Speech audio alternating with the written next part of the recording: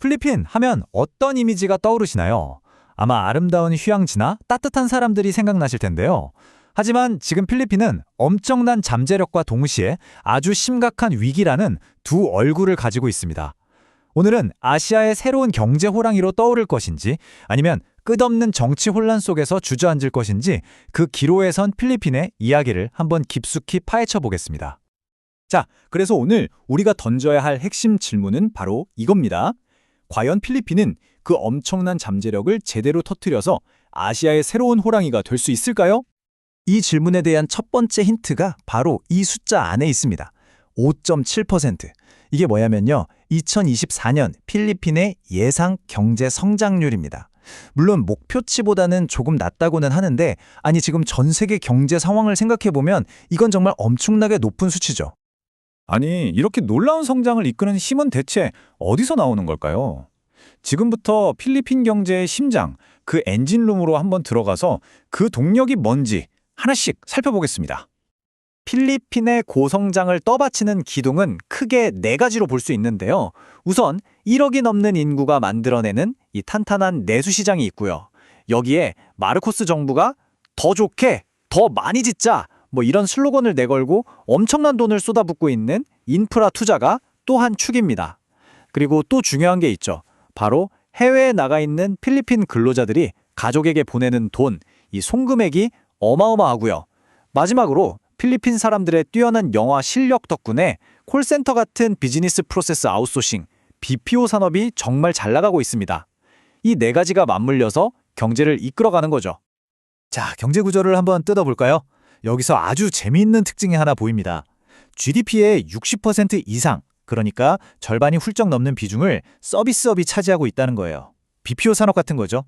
반면에 제조업 같은 공업 비중은 30% 정도, 농업은 10%도 채 안 됩니다. 한마디로 경제가 서비스업에 상당히 치우쳐 있다, 이렇게 볼 수 있는 거죠. 특히 이 BPO 산업, 이거 정말 무시 못합니다. 2024년 딱 한 해 동안 벌어들인 돈이 무려 380억 달러예요. 감이 잘 안 오시죠? 필리핀 전체 경제의 약 8.5%를 이 산업 하나가 책임지고 있는 겁니다. 정말 대단하죠? 하지만요, 이렇게 화려하게 성장하는 이야기 이면에는 뭔가 좀 불안한 그림자, 균열이 보이기 시작합니다. 이제부터는 필리핀 경제가 안고 있는 좀 근본적인 약점들을 한번 짚어보겠습니다. 바로 여기서 필리핀 경제의 불균형이 아주 선명하게 드러납니다. 왼쪽을 보세요. BPO를 중심으로 한 서비스업은 정말 잘 나가고 있죠. 낮은 임금에 유창한 영어 실력이 무기니까요. 그런데 오른쪽 제조업을 보면 이건 거의 발전이 더딘 수준입니다. 이러다 보니까 웬만한 공산품은 다 수입에 의존해야 하고요. 최근에 미국이랑 중국이랑 싸우면서 전 세계 공장들이 막 옮겨 다닐 때도 필리핀은 그 기회를 제대로 잡지 못했던 거죠. 이런 구조적인 약점은요, 당장 괜찮아 보여도 미래에는 더 큰 위험이 될 수 있습니다.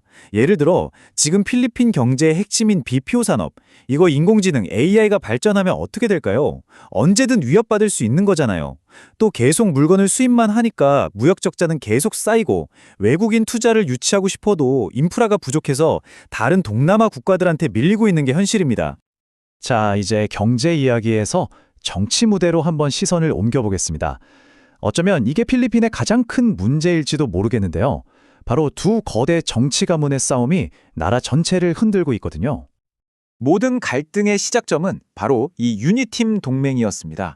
이게 뭐냐면 독재자였던 마르코스 전 대통령의 아들 봉봉 마르코스, 그리고 스트롱맨으로 불렸던 두테르테 전 대통령의 딸 사라 두테르테, 이 두 사람이 손을 잡고 2022년 대선에서 각각 대통령과 부통령으로 압승을 거둔 말 그대로 전략적인 연합이었죠.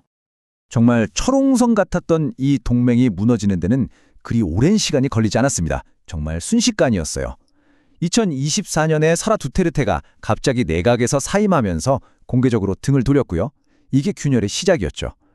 그리고 불과 몇 달 뒤 2025년 2월에는 부통령 탄핵안이 하원을 통과해버립니다. 그리고 결정타가 3월에 터지죠. 그녀의 아버지 두테르테 전 대통령이 국제형사재판소 ICC에 체포되면서 두 가문은 이제 완전히 돌아올 수 없는 강을 건너게 된 겁니다. 부통령에게 제기된 탄핵 혐의, 이거 내용이 정말 살벌합니다. 그냥 공금을 좀 잘못 썼다? 이 정도 수준이 아니에요. 공금 오남용, 부정축제는 물론이고 심지어 대통령 암살 음모 혐의까지 포함되어 있습니다. 물론 두테르테 쪽에서는 이건 전부 정치보복이다 라면서 강력하게 반발하고 있고요. 이렇게 나란히 시끄러운 와중에 필리핀은 국제 무대에서는 굉장히 아슬아슬한 줄타기 외교를 하고 있습니다. 이게 또 아주 흥미로운 지점인데요. 한번 자세히 들여다보죠. 필리핀의 외교 전략을 한마디로 요약하면 안미 경중 뭐 이런 말하고 비슷합니다. 안보는 미국, 경제는 중국 이런 거죠. 자, 안보 쪽을 보면 남중국해 영유권 문제 때문에 중국하고 계속 부딪히고 있잖아요. 그래서 미국과의 동맹을 강화하고 일본, 호주 같은 다른 서방 국가들과도 손을 잡고 중국에 맞서는 모양새입니다. 그런데 경제 쪽을 보면 이야기가 완전 달라져요. 중국은 여전히 필리핀의 가장 큰 무역 상대국이거든요. 인프라 사업도 같이 하고 중국 돈도 계속 끌어와야 하고요. 그러니까 안보는 서방이랑 경제는 중국이랑 이 아슬아슬한 줄타기를 계속하고 있는 겁니다. 자, 그럼 이렇게 국내 정치도 혼란스럽고 외교적으로도 복잡한 상황인데 과연 국제사회는 필리핀을 어떻게 보고 있을까요? 그들의 최종 평가를 한번 확인해 보겠습니다. 결과를 보면 좀 놀라실 수도 있습니다. 무디스, 피치, OECD 같은 세계적인 신용평가 기관들의 평가가요, 아주 좋아요. 전부 투자 적격 등급의 전망도 안정적으로 보고 있습니다. 우리가 지금까지 살펴본 그 시끄러운 정치 상황과는 완전 딴판인 평가죠. 신기하지 않으세요? 바로 이 지점에서 엄청난 역설이 발생합니다.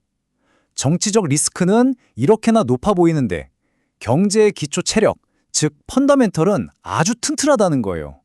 왜 그럴까요? 국제시장은 필리핀의 높은 성장률, 그리고 정부 부채도 충분히 관리 가능한 수준이고 외환 보유액도 넉넉하니까 정치적으로 좀 시끄러워도 경제는 괜찮겠구나 하고 믿어주는 겁니다. 자료에 나온 이 한 문장이 오늘의 이야기를 정확하게 요약해주는 것 같습니다. 필리핀의 강력한 성장 잠재력과 안정적인 거시경제 환경은 신용도의 핵심 기반이다. 여기까지는 좋은 말이죠. 하지만 취약한 거버넌스는 제약 요인으로 남아있다. 바로 이겁니다. 경제는 정말 좋은데 우리가 계속 이야기했던 그 정치 리스크가 발목을 잡고 있다는 거죠. 그래서 결국 우리는 이 마지막 질문 앞에 서게 됩니다. 필리핀이 가진 이 눈부신 경제적 잠재력이 과연 이 위태로운 정치적 리스크를 이겨낼 수 있을까요? 이 질문에 대한 답이 앞으로 필리핀의 미래, 그리고 어쩌면 아시아 경제의 미래까지도 결정하게 될지 모릅니다. 여러분은 어떻게 생각하시나요?